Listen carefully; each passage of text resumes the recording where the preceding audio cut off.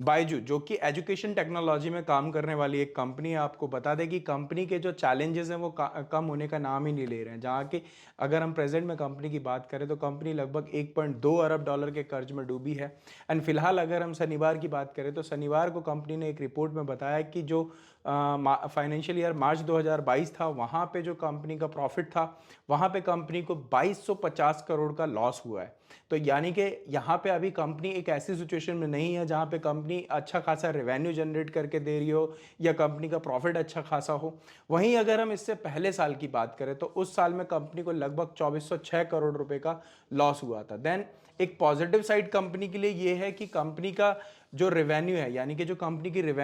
Income है उसमें एक ग्रोथ देखी गई है। जहाँ पे जो बीता साल था यानी कि अगर हम 2021 मार्च 2021 की बात करें तो वहाँ पे जो कंपनी को रेवेन्यू जनरेट हुआ था वो 1552 करोड़ का रेवेन्यू जनरेट हुआ था, जो कि बढ़ के 2022 में मार्च 2022 में 3570 करोड़ रुपए के आसपास का हो गया था। इस पर जो बायजू के जो फाउंडर और सीईओ हैं रविंद्रन बायजू, उन्होंने कहा कि ये जो 2022 का साल रहा है ये कंपनी के लिए काफ़ी ज़्यादा उठापटक वाला साल रहा है। इससे कंपनी को काफ़ी हद तक बहुत कुछ सीखने को मिला है। एंड साथ ही उन्होंने बताया कि इस साल कंपनी ने ऐसे 9 एग्जीबिशन किए हैं जो कि दुनिया की सबसे बड़ी तेजी से बढ़ती हुई अर्थव्यवस्था जो कि भारत है, यहाँ पर जो एजुकेशन यानी कि अगर हम एजुकेशन में भी अगर हम बात करें तो एजुकेशन टेक्नोलॉजी की जब हम बात कर रहे हैं तो एजुकेशन टेक्नोलॉजी को लेके जो पोटेंशियल है इंडिया का, वो 9 एग्जीबिशंस वो इंडिया के पोटेंशियल को रिप्रेजेंट करता है। साथ ही उन्होंने बताया कि जो कोरोना की महामारी थी उससे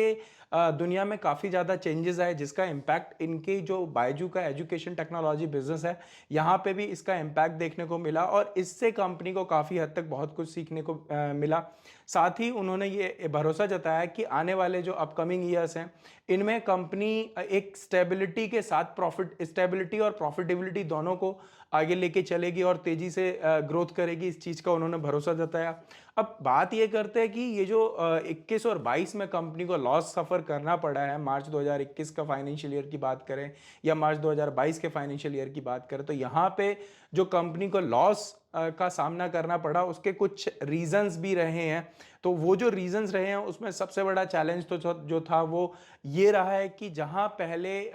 कंपनी के लिए कोविड आना एक फेवरेबल सिचुएशन थी जिससे तेजी से कंपनी का बिजनेस बढ़ा था, वहीं जब कोविड पूरी तरीके से खत्म हो गया या बहुत नॉर्मल सिचुएशन रह गई है, कुछ ज़्यादा बड़े लेवल पे कोविड नहीं रह गया, तो जो ऑनलाइन बिजनेस था एजुकेशन की जब हम बात करते हैं, एजुकेशन टेक्नोलॉजी की बात करते हैं, तो यहाँ पे एजुकेशन टेक्नोलॉजी के बिजनेस में बहुत ज़्यादा चेंजेस आने देखने को मिले। तो ये एक रीज़न रहा जिसके वजह से बायजू के बिजनेस में बहुत इम्पैक्ट पड़ा। दूसरा जो चैलेंज रहा है वो ये रहा है कि अब हम जो आगे चैलेंजेस देख सकते हैं वो ये है कि अगर इस साल के जो चैलेंजेस हैं उसमें ये है कि अप्रैल के मंथ में जो है